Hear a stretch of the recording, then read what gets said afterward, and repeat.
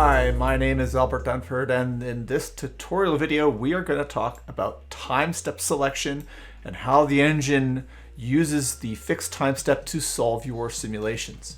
So in this particular simulation we have a basic buck converter here, and we're switching at 50 kilohertz. So PSIM is going to enforce an absolute, the biggest time step you can use is 10 points per cycle here. So at 150K is 20 microseconds. So the biggest step we can use is 10 points per cycle. So that's 2 microseconds. And that's what we have here. Do I suggest that you use 2 microseconds? Well, that depends, and we'll kind of get into that here. But essentially, the coarser your time step, the faster the simulation is going to go, but there are some sacrifices there. However, even with the coarsest time step possible, we can still resolve very small differences in duty cycle. And we'll see that in average currents across the inductor and average voltages across the capacitor. So let's look at the simulation results. So here we can see the waveforms here, and we've got the 10 points per cycle, so the coarsest time step possible. But I've overlaid some cursors here, and we can see that while we're getting a fairly coarse gating waveform, the real story here is how the modulation waveform and the carrier waveform are interacting. And we can see that where I've put these cursors, they're actually happening between time steps, which means that PSIM is going back and calculating a time correction term to make sure that the switches are on for the appropriate or off for the appropriate period of time, which means that the average current in the inductor and the average voltage across the capacitor is going to be correct. So even though we have a very, very small duty cycle here, or a very fine duty cycle, we will still be able to see changes in average current and average in the inductor and average voltage across the capacitor. So let's have a little look at that in action. So I've got this set up here. I'm going to push this to free run mode, and I'm going to start the simulation.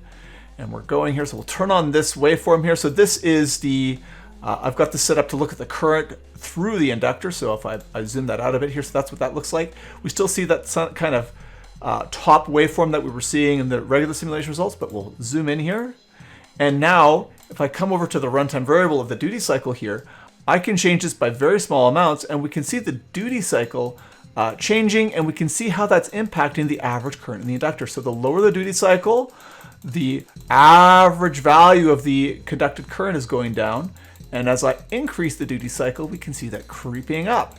And these, so we've got down to 1,000th here. So again, we only have 10 points per cycle, but yet we're still resolving very small changes in the average current. Now, do I recommend that you always have a very coarse time step? No.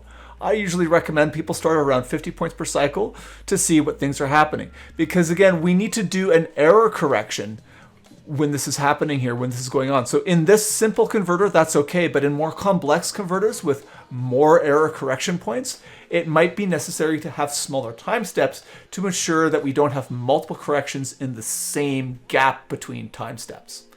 Okay, so that's when we're using ideal switches.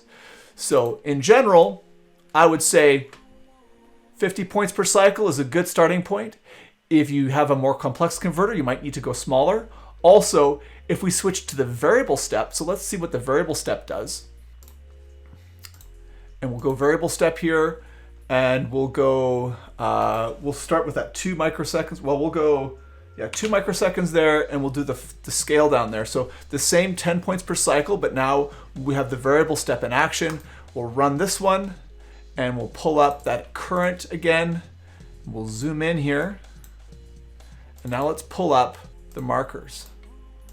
And we can see now, and if we pull up Q, if I pull up the markers on Q2, we can see that we are pushing a couple more points right at the switch transition.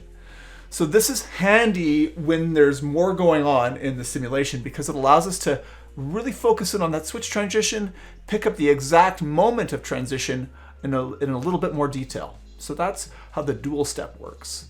So if there's more switches happening, we'll see a zoom down more, and the variable step allows us to start with maybe a bigger step over here, so say 10 micro, and then have a zoom in of, let's say, 8. And if we run this one, it told me I needed to do something else. So we can see I've got a couple points there, and it's really allowing me to focus in on particular elements there.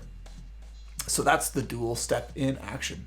Okay, that's it for this tutorial video. Just a quick primer on how the engine works and how PSIM is doing an error interpolation or timing correction between steps. So your resolution of duty cycle is not dependent on your time step. It is handled for you with a zero crossing detection and ensuring that these devices will stay on and turn off for the right amount of time. Thanks for watching. See you again in the next video.